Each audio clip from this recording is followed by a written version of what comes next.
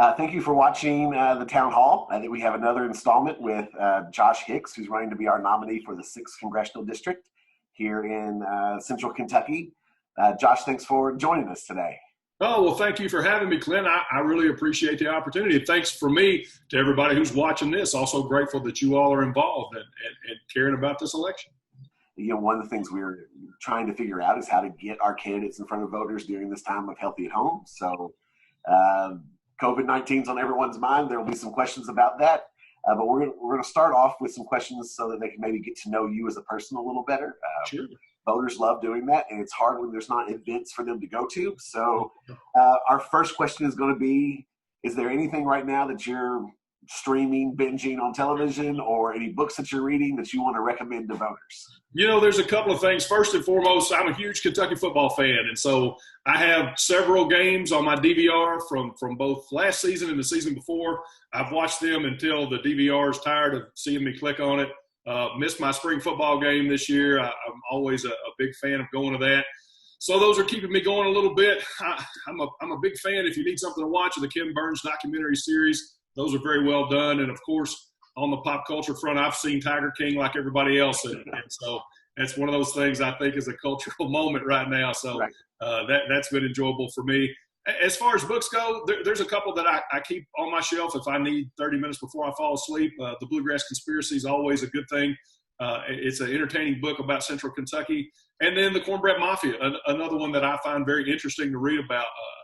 Not quite Central Kentucky, but just outside there in Marion County based, and think it's a couple of interesting things to read. Oh, nice. This time of being healthy at home, we've all had, maybe a little more time than usual to be introspective and to think about things. Is there anything you've learned about yourself during all of this that you think folks should know about? You know, Clint, if you'd have told me 6 or 7 weeks ago that I was going to wish I could spend more time in the office instead of at home, I'd have told you were crazy. But I've learned that on the funny front, that I value the time to be able to be in my office space and kind of working steadily there. But the second thing I've learned is that we've got to be grateful, and small blessings are still blessings. And where we've got our family with us all the time, if we've got our health, we can find ways to be grateful. We've gotten to spend more time together maybe than we have in a long time. And my kids being home from school, I got 2 teenagers.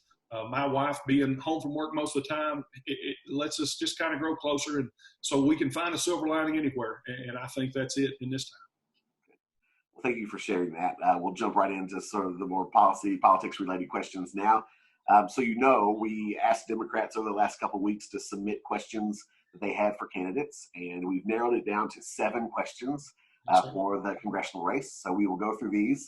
When I'm done with those, we'll then just open it up for you to share anything that you want to share about yourself or your campaign, and then we'll be done. So let's start with the first one. So COVID-19 has changed and will continue to change several aspects of our everyday lives. We've heard from a lot of Democrats, though, what they are pulling away from this is it's exposing to them the great income inequality in our state, in our country. Moving forward, what should our leaders be doing to address this issue of income inequality?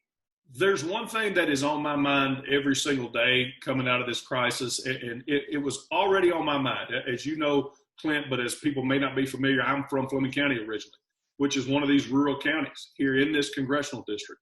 And one thing I knew about it a long time ago was the lack of broadband access that we've got in our rural counties.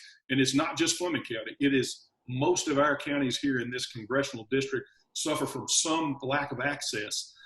And I knew that was a problem, and I knew that left people behind already. But this crisis has really highlighted that not only is it an inconvenience, it is totally and completely putting those rural counties at a huge disadvantage, not just from an economic standpoint, because there's fewer opportunities to work from home. There's fewer opportunities to be able to engage in this remote work.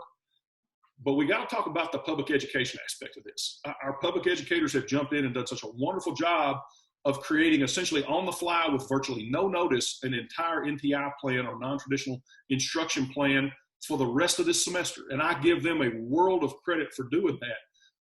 What we found out, though, is that we still have a lot of children that don't have the same access to those wonderful NTI materials as other children. And I'm fortunate. My 2 children in Fayette County Public Schools here, we've got good internet access. But my sister in Fleming County, her boys do not. And I was just on the phone with a teacher in a rural county a few days ago. And she was very emotional because she's got 25 or 27 students. 9 or 10 of them don't have any access to the internet to be able to participate in this NTI plan. And the best they can do is wait for mama or daddy to come home and get on their cell phone. And that is just not acceptable, in my opinion. So one of the things we have to work on that's going to start to address that income inequality is equality of services, of broadband access. We can do so much from an economic development, a workforce development standpoint if we start there. And so I think that's really got to be a focus for us moving forward coming out of this crisis. Kind of related to that, another thing that people have seen out of this crisis is a weakness in our employer-based healthcare system. So what do you believe is the best way to remedy this problem now, and particularly before another crisis comes around? You know, you're exactly right. This has shown us a real weak point, because where we had 300,000 Kentuckians go on unemployment in 4 weeks or 6 weeks, that's an incredible number. And what gets lost outside of just the economic impact of that is that these folks have lost their employer-based health care as well. And there are some ways we can fix that. I know that the state of Kentucky, I know that Andy Beshear's administration is committed to making sure that we get access for those folks and that they can continue their health care coverage. But from a federal perspective, we could be doing better, right? These federal exchanges need to be open. We need to be offering people that opportunity, because that exists for exactly this kind of time, where through no fault of your own, despite your very best efforts, you have just lost your ability to go to the doctor without the fear of bankruptcy. And if we're not working to make that a reality all the time, not just in tiny portions or in little circumstances, but instead with an eye towards, hey, when something big happens, we have 300,000 Kentuckians out of work, we have 30 million Americans out of work. We've got to be looking at the fact that we have some systems in place that will alleviate it, but we've got to leverage it. We've got to do the right thing, and we've got to get those places open, because this is life or death. You're talking about a virus that could put somebody in the ICU for weeks and incur hundreds of thousands of dollars in medical bills.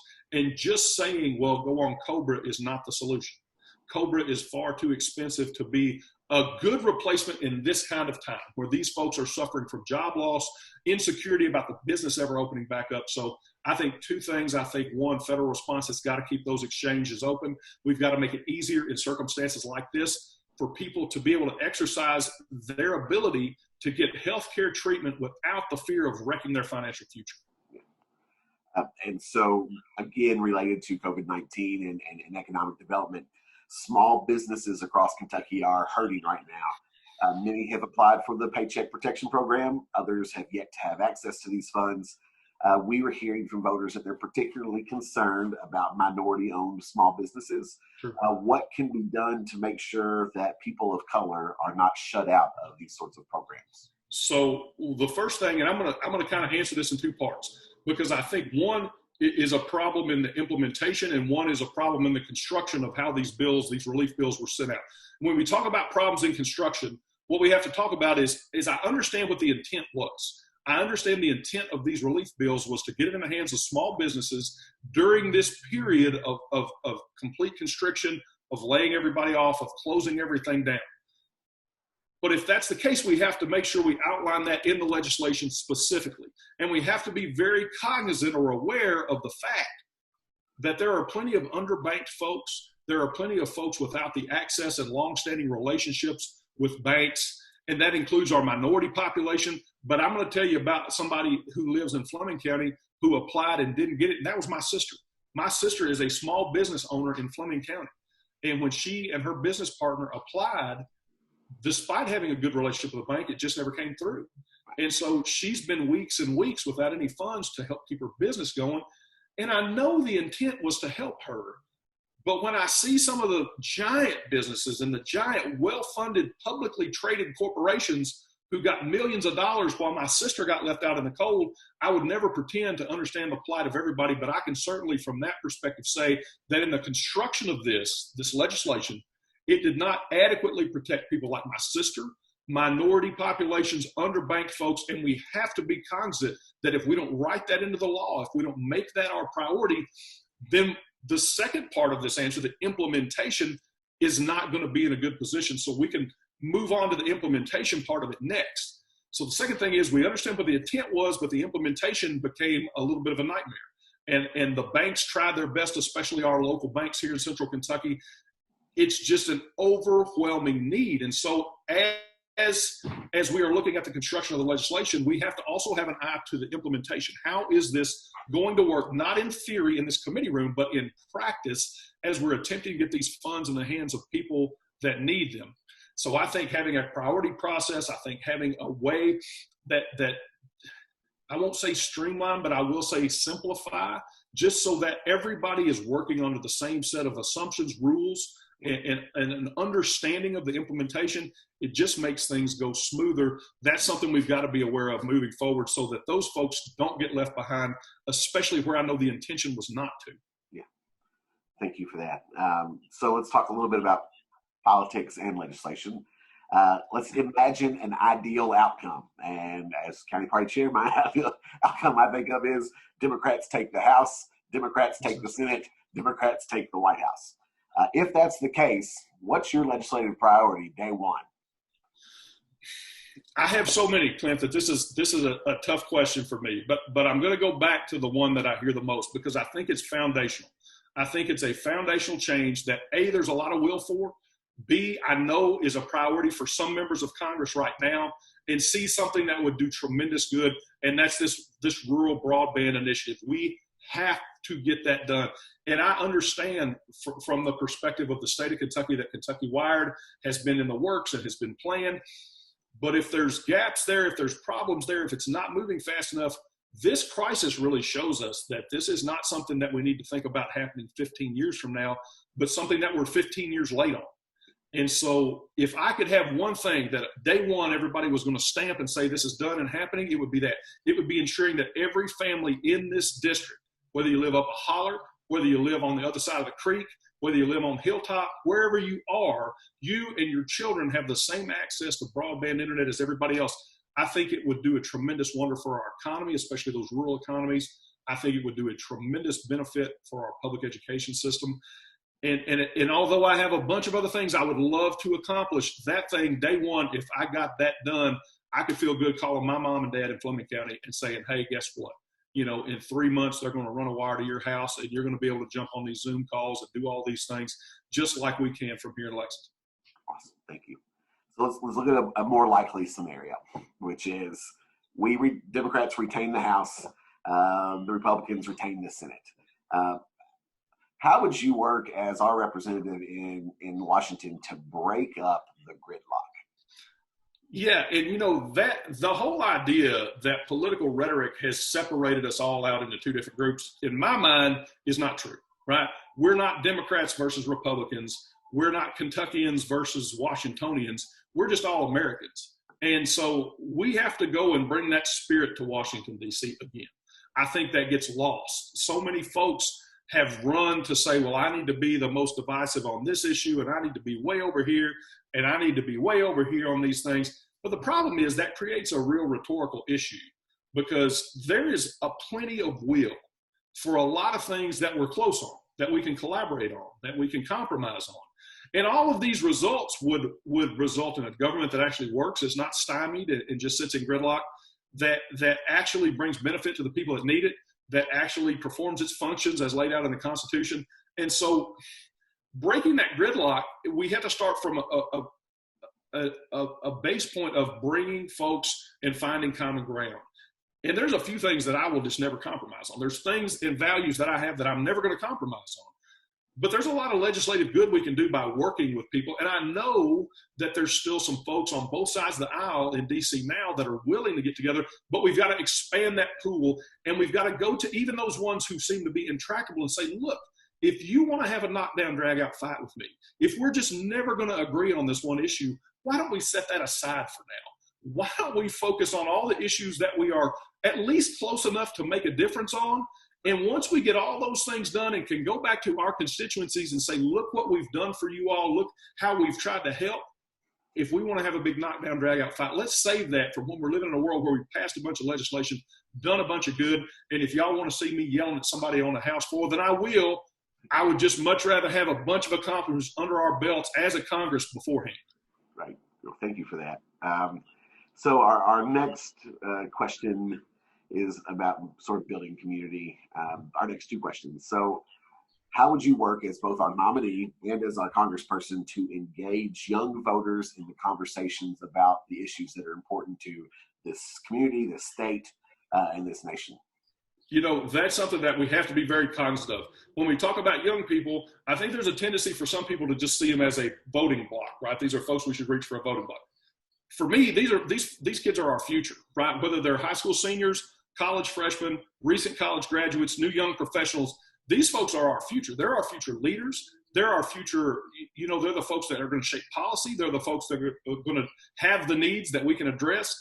And if we're not being inclusive, if we're not reaching out and saying, look, I need you to engage on this campaign because your viewpoint is important. Your problems are important. I wouldn't be doing what I first set out to do, Clint, which is when I set out to run this race, I said, I want to be cognizant of the fact that we are a wide variety of folks from a wide variety of places, even within this congressional district. And everybody's perspective is important. And nobody should be left behind. And everyone deserves representation that listens to them, that hears them and sees them and does the very best they can to bring good things there within that framework. And young folks are an especially important because we're talking about folks that are going to be engaged in politics for the next 50, 60, 70 years. And we have to engage them because their ideas are important and their voices are important, just as important as every other group we've got across this district. So we intend to do a lot of outreach in our colleges. We intend to make sure that we're engaging folks, not just from a volunteer and election standpoint, but from a policy standpoint. What do you see? What are your unique challenges? How can we shape our policy to address those unique challenges? We've had some success doing that, Clint, but I'll tell you, it's a priority for us. And we want to make sure we're continuing to do it. We're continuing to bring folks into the fold and putting them on Team Hicks so that we have that input and we've got a wide variety of voices guiding us as we move forward. Good. Thank you. Our last question, and then I want to open it up for you to talk about whatever you want to talk about. So if elected as one of our leaders here in Central Kentucky, what will you do to improve the civic competency of Kentuckians? I think we start at a base level of something I feel passionately about, which is public education. We need a fully funded public education system here in the state of Kentucky. It needs to include wireless technology that reaches every county in this district or across this state. We have got to do the things that we can to fully fund the public education to recruit, retain, attract, and keep the best teachers that we're already getting and having trouble hanging on to in some cases. We've got to provide them a secure retirement. We've got to provide them a secure environment to work within. I think that is a large part of how we start this process. We want to make sure that everyone has the same opportunity to receive the same civic engagement or civic education as everybody else. And where our public education lags behind other states, naturally our civic education lags behind other states. That's not acceptable for me. Leaving Kentuckians behind, having Kentuckians be at a lower level than other states, or having public education under attack is not acceptable to me. I'm a product of a public education. My kids go to public schools, and it's important to me. And right now we've seen how dedicated our administrators, our support staff, our teachers are, because not only did they jump in and create programming to get us through the next 7 or 8 or 9 weeks, but they were out here driving buses and feeding our kids and bringing meals to people. We're talking about folks who care. These are folks who care about this, and we should be utilizing that because we care about our children. They care about our children, and we all identify that we've got gaps in our education that include these good foundational civics propositions so that everybody is leaving their educational path on equal footing, which is all I would really ask for. I'm not asking for Kentuckians to be lifted above anybody else.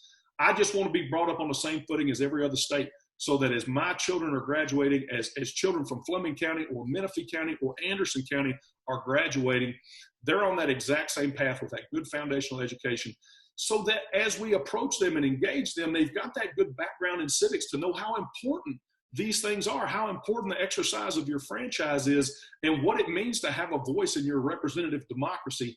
I think we have got to start there, make sure we're working on that every single year, every single budget, and always keep in mind that we're talking about the future of our state and our children, and there is nothing too good for them.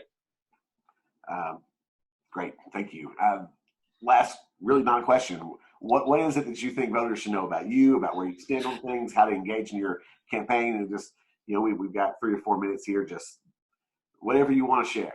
I want to share this. Some folks watching this may have already heard it, but I'll just give you a brief rundown of who I am and why I'm running. I'm originally from Fleming County. I grew up on a farm out there, and I played football at Fleming County High School. When I graduated, I went to Georgetown College over in Scott County to play football, but found out I was a lot better at football than I was at college. So I dropped out.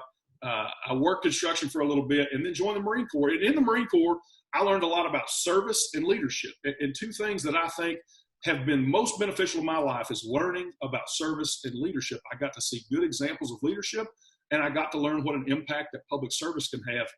When I got finished with my second deployment in the Marine Corps and I returned home here to Kentucky, I got a job as a Maysville Police Department or Maysville police officer. And there, it strengthened my resolve to always find a way to serve the public, because the things you see, the difference you can make in people's lives is gratifying. And it's more than gratifying. It becomes something that you have as a part of your identity. It becomes something that you crave doing. And when I got into this race, Clint, I saw the exact same opportunity to bring some public service back to Washington, D.C. I don't believe that we have enough folks focused on the public service, the service to others, the servant leadership angle of serving in our government. I'm tired of seeing folks who see this as an opportunity for their own personal benefit. I'm tired of folks who are willing to do and say and act in whatever manner that ensures their reelection. I think instead we've got to have the moral courage to stand up and say we're doing the right thing as public servants, and we're going to stay that course. And if folks say, well, that's not a good political future for you, that's not a consideration. We should be doing things from a service to others standpoint. No matter what it costs us, no matter what folks say about us in that Washington, D.C. bubble, we have to be willing to stand up and say, this is my public service. This is how I'm going to serve the folks of the 6th District of Kentucky. And that's crucial to me. It's why I got in this race. You can engage with the campaign in a number of ways. You can visit our website at joshhicksforcongress.com. You can follow us on Twitter or Instagram or Facebook. Please reach out. Please do, because we'd love to hear from you. We'd love your input on this campaign. We truly want to be inclusive. We want to know folks' thoughts and feelings, and we really value your input. So please give us a follow. Reach out to us and let us know if you'd like to volunteer in any way. There's plenty of opportunities on our website. And otherwise, stay safe, stay healthy at home, and I hope to get to see you in person in the very near future. And thank you, Clint, as well, for giving me this opportunity. Well, thank you, Josh, for spending some time with us. I want to remind everyone watching, the primary is June 23rd. We'll be posting information on our website about how to access absentee ballots so that you can vote safely. I'm excited about that. I think we might see an increase in participation, which is great. But Josh, thank you so much. We appreciate it. Our voters appreciate you spending some time with us. And so with that, I'll let you get back to the rest of your day. My pleasure. Thanks so much for the opportunity, Clint. Have a good one. Yes, sir. Bye-bye.